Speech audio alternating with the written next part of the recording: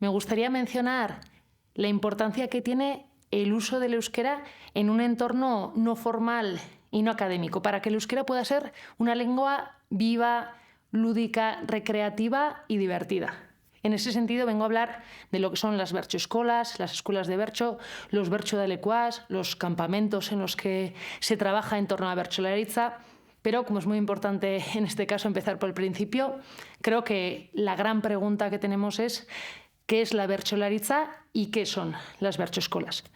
En cuanto a las berchoescolas, son espacios donde se ahonda en la cultura vasca y en la oralidad improvisada, siempre teniendo la cultura como base, partiendo de temas de ficción e imaginando otros mundos posibles. Concretamente, en las berchoescolas lo que hacemos es coger una base melódica y en esa base melódica, mediante una métrica muy concreta, meter ideas. Voy a decir algún ejemplo para que se entienda más fácilmente. Por ejemplo, unas jóvenes que fuesen a la berchoescola les pondrían temas como eres un astronauta que acaba de llegar al espacio o eres una deportista profesional que acaba de tener una lesión, y teniendo ese tema como base, con una melodía que ya conocen de antemano, tienen que cantar en una métrica concreta, todo improvisado, desde la ficción. Por tanto, en ese momento tienen que pensar, ese personaje que a mí me ha tocado, ¿qué pensaría? ¿Cómo se siente? ¿Qué haría en esa situación? Y así se crean diálogos nuevos. Vendría a ser algo así como el rap en euskera. Una improvisación para jugar con el idioma, con el léxico, con toda la riqueza lingüística que tenemos. Por tanto, quisiese hacer un llamamiento a las familias, teniendo en cuenta la oferta de extraescolares que hay hoy en día, y pedirles que sean, en caso de que sea posible, parte activa a la hora de elegir extraescolares en euskera. Al fin y al cabo, hoy en día tenemos una oferta inmensa y apostar por el euskera es muy importante por toda la riqueza que conlleva, y dentro de este parámetro situaríamos también a la berchoescola. En la berchoescola lo que solemos hacer a diario es coger una pelota, pasárnosla y decir rimas al mismo tiempo, pensar de forma crítica en los temas ficticios de los que hemos hablado, hacer ejercicios teatralizados, y todo ello mejora el léxico, el lenguaje, la fluidez, la capacidad de expresión que tengan, la comunicación, la persuasión. Tiene, por lo tanto, muchos beneficios a la hora de traer el euskera a la vida cotidiana, sacarlo de las aulas y que sea parte del día a día. Voy a recordar un tema que le solemos poner a las jóvenes en la berchoescola, como podría ser: tú, A, eres la madre, y B, la hija te ha pedido que le compres un teléfono móvil.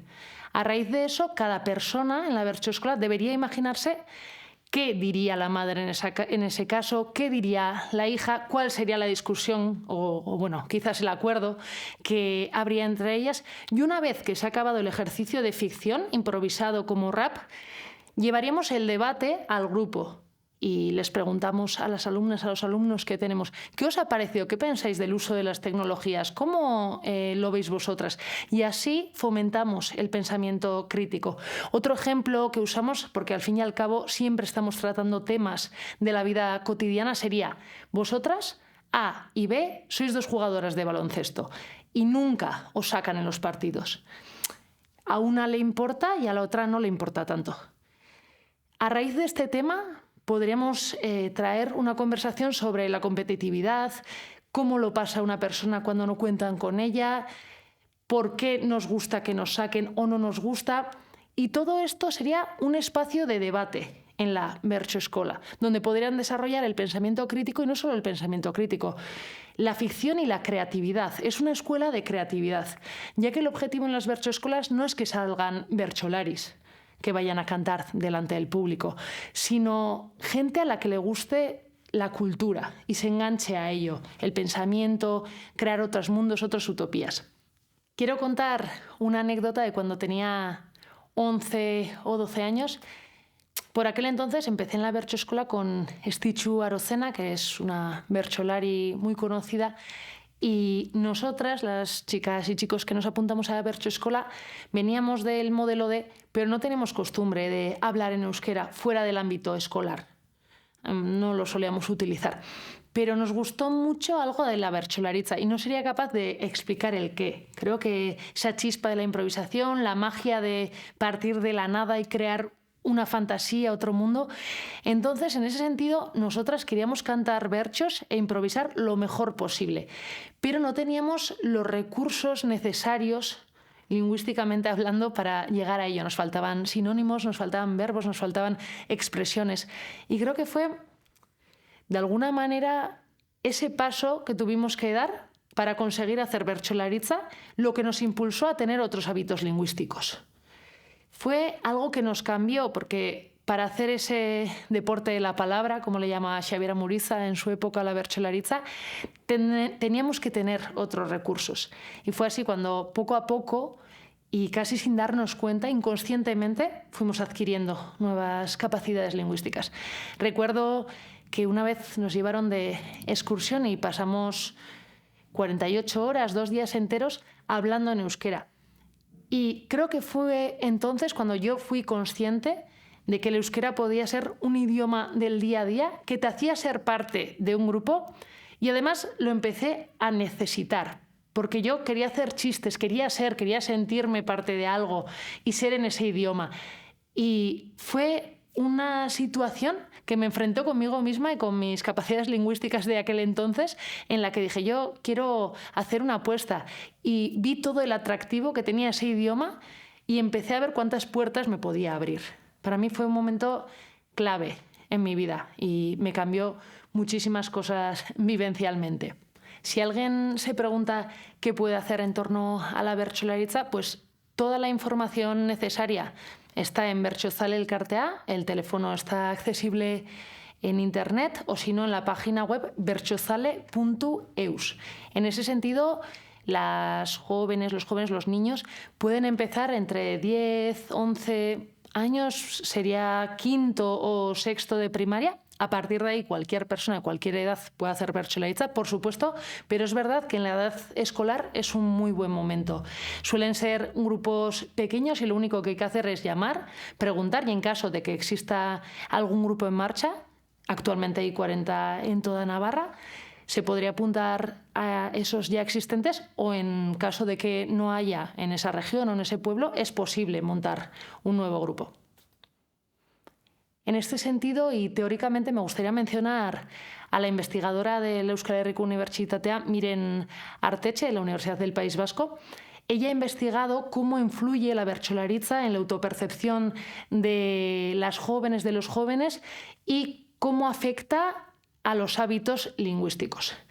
En este sentido, decía que a partir de una edad y sobre todo en la adolescencia es muy común que los referentes dejen de ser la familia, los progenitores e incluso la escuela y sean el grupo de amigos, las amigas, las que tienen más importancia en la vida de los jóvenes. Y por eso en la Bertsoeskola se crea un espacio donde las jóvenes se interrelacionan entre sí y lo hacen en euskera.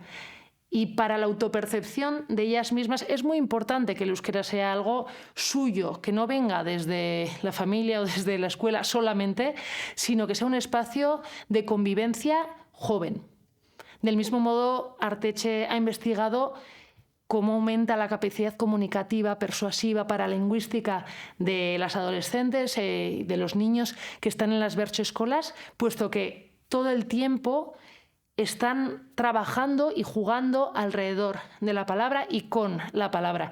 Y ha podido comprobar que suelen tener más capacidad comunicativa, que muchas veces también todo lo aprendido en la bertsoescuela lo pueden aplicar académicamente. También traía Miren Artetxe una tercera idea.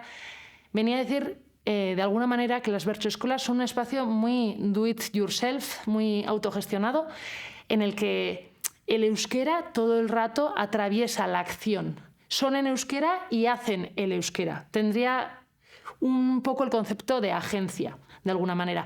Así, si una de las personas de la bertsoeskola tiene una competición, todas las jóvenes van a verle y van a un pueblo en el que quizás se habla en euskera, lo escuchan, lo necesitan y pone mucho ímpetu en la idea de la necesidad.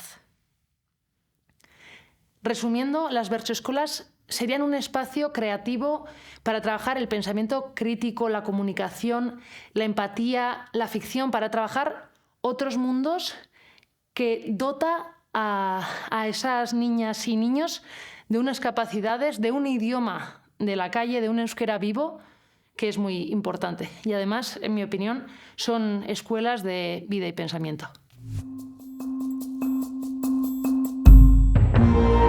Gobierno de Navarra. Nafarroako gobernua.